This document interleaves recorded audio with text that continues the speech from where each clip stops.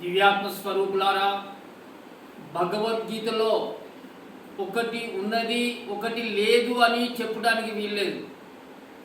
అన్ని ప్రశ్నలకు జవాబులు ఉన్నాయి, అన్ని సమస్యలకు పరిష్కారాలు ఉన్నాయి.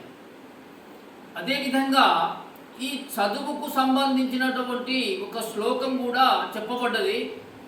అందుకనే నేటి రోజున విద్యార్థులతోటి ఆ చదువుకు సంబంధించినటువంటి శ్లోకంపై చర్చ చేసి దాన్ని తెలియజేయడానికి వాళ్ళ వీడియో తీస్తున్నాం. కాబట్టి బాబు, నీ పేరేంటిది? రితీష్. ఎన్నో తరగతి చదువుతున్నావు? 7వ తరగతి. Very good. నీ పేరేంటిది? రిషాన్. ఎన్నో తరగతి చదువుతున్నావు? 7వ తరగతి. మీకు చదువుకు సంబంధించిన శ్లోకం ఒకటి ఉన్నది, నేను చదివి వినిపిస్తా. వినండి. అక్షరానామకారోస్మి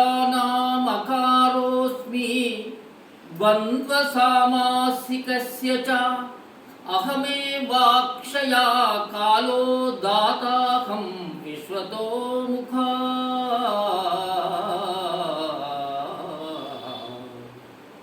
అంటే అక్షరము అనేటువంటి పదంతోటి ఈ శ్లోకం చెప్పబడ్డది. అక్షరం అంటే మనం ఏమో అనుకుంటున్నాం, ఈ చదువుకున్నటువంటి వాళ్ళకు కూడా అందరికీ తెలియదు. నేను చెప్తా ఉన్నా, మన భావ ప్రకటన చేసేటువంటి శబ్దజాలాన్ని భాష అంటారు. గుర్తుపెట్టుకోండి. భావ ప్రకటన ఏంటిది? తనలోని భావాన్ని బయటికి వ్యక్తపరిచే విధంగా చెప్పేటువంటి భాషణం ఏదైతుందో దాన్ని భాష అంటారు. కానీ అదే భావ ప్రకటనను, ఆ భాషను చావకుండా కాపాడేటువంటిది ఏదైతే ఉన్నదో దానికి అక్షరము అని పేరు పెట్టడం జరిగింది. అక్షరం అంటే ఏంది? అర్థం. దాని అర్థం ఏంది? నశించకుండా ఉంటుంది అది అక్షరం అనేది. ఈ మాటలు అనేటువంటివి మనం మాట్లాడతాం, ఆకాశంలో అవి వాతావరణంలో కలిసిపోతాయి. కానీ ఈ అక్షరాలు ఏం చేస్తాయి అంటే ఆ వాతావరణంలో కలిసిపోకుండా, ఇవి నశించకుండా కాపాడుతాయి అన్నమాట. కాబట్టి అలాంటి అక్షరాలే లేకపోతే ఇవాళ మనకు ఈ శాస్త్రాలు లేవు, ఈ ఉపనిషత్తులు లేవు, ఈ యొక్క ఏది కూడా మనకు లభ్యమయ్యేది కాదు.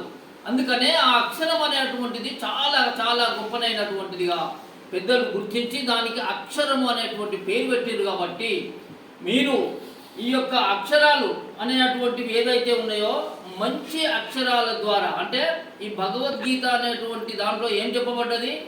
సనాతనమైనటువంటి ధర్మం చెప్పబడ్డది.